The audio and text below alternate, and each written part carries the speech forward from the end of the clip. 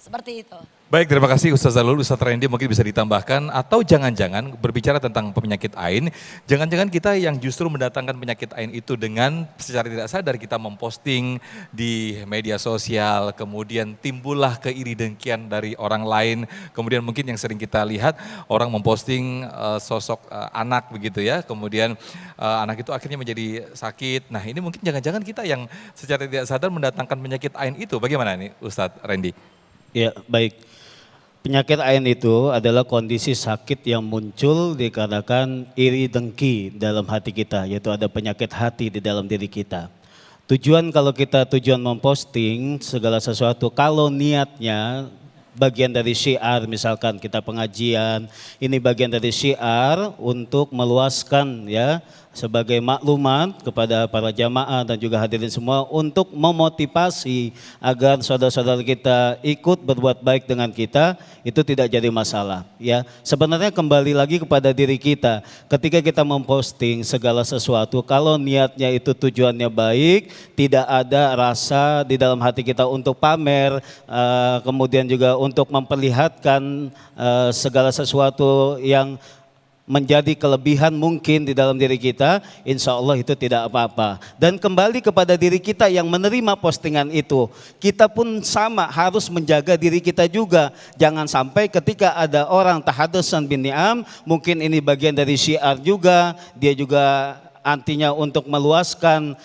kebaikan-kebaikan itu tadi, jangan sampai kita punya sifat iri dan dengki juga, jahat hati kita, sehingga apa, timbullah keburukan-keburukan yang akan muncul baik untuk diri kita dan juga untuk orang lain nantinya. Maka dari itu kembali lagi kepada diri kita, niat kita ketika kita ini bagian dari syiar, kita syiarkan bersama ya, niat kita baik, insya Allah ketika itu baik, insya Allah akan kembali lagi kepada kebaikan. Dan ketika kita juga menerima sesuatu itu, apa yang kita lihat, ada tetangga kita mungkin memposting keluarganya, kita doakan mudah-mudahan keluarganya menjadi keluarga yang sakinah, mawaddah, warahmah. Jangan sebaliknya, ketika dia posting anaknya, mungkin kita berdoa mudah-mudahan tuh anaknya sakit mulu tuh. Nah jangan seperti itu. Nah ya, kembali lagi hati kita jaga, mudah-mudahan Allah Subhanahu wa taala memberikan bimbingan yang kepada kita semua. Terima kasih.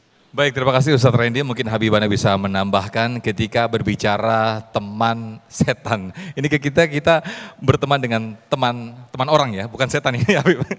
Tapi teman kita itu justru mendekati ke sifat-sifat yang itu justru kita akhirnya berteman dengan setan. Mungkin ketika dia sudah kelihatan nih Habib tanda-tanda dia mengajak ke menggunjing, kemudian mengajak ke keburukan. Nah, terkadang kita sungkan untuk mengingatkan, ini bagaimana untuk membongkar sekat-sekat untuk berbuat kebaikan itu Habib, Fadal Habib.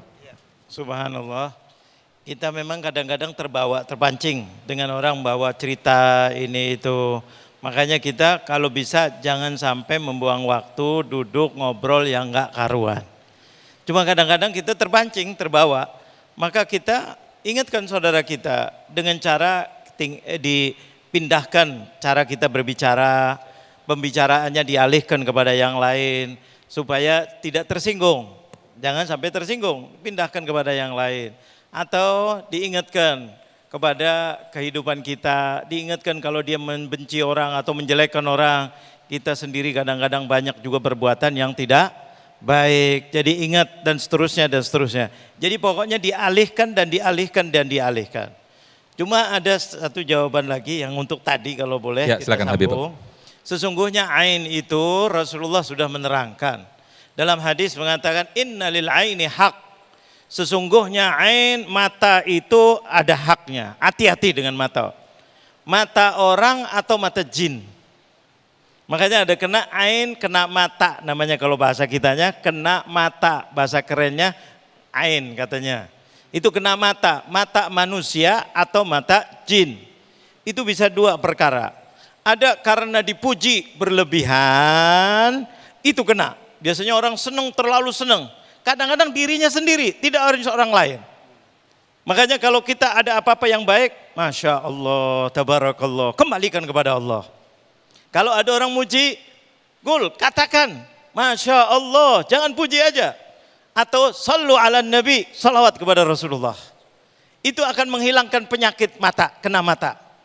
Kalau jin kita doakan, makanya hati-hati dengan pamer itu tadi, makanya sekarang banyak pamer-pamer di posting di ini itu, hati-hati. Apa tidak lihat tuh yang pamer-pamer tas-tas ibu-ibu maaf-maaf, yang sampai penjara tuh, di penjara sekarang masih berurusan dengan hakim, ada apa tidak?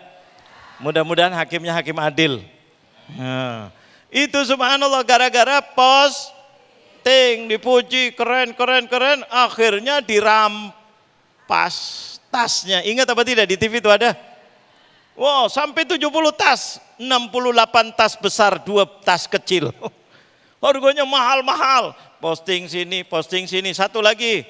Posting rumahnya keren-keren. Tahu-tahu bapaknya sebagai pejabat yang masih rendah. Dari mana ini duit? Ini termasuk golongan kena mata atau ain. Makanya hati-hati posting. Muka kita cantik-cantik diginikan. Wah, akhirnya menjadi bisa-bisa mukanya besoknya mengkerut. Bisa apa tidak? Kena ini, kena. Hati-hati. Kalaupun terpaksa kita sebutin Masya Allah la quwata illa billah. Makanya ada hadis satu bagus sekali doa. Ketika kita mau bicara, kita mau ini itu Bismillahi masya Allah la yasuqul khaira illallah. Bismillahi masya Allah ma kana min ni'matin faminallah. Bismillahi masya Allah la yasrifu su'a illallah. Yang keempat, Bismillahi masya Allah la haula wa la quwata illa billah. Insya Allah ain itu akan hilang dari kita. Itu doa dari Rasulullah SAW. Mudah-mudahan ini bermanfaat. Amin, amin. Masya Allah, terima kasih Habib. Segala sesuatunya memang harus kita kembalikan kepada Allah Subhanahu Wa Taala, Sang Maha Pencipta. Nah, pemirsa, kita masih ada satu segmen lagi untuk sesi tanya jawab. Tetaplah bersama kami di Damai Indonesiaku.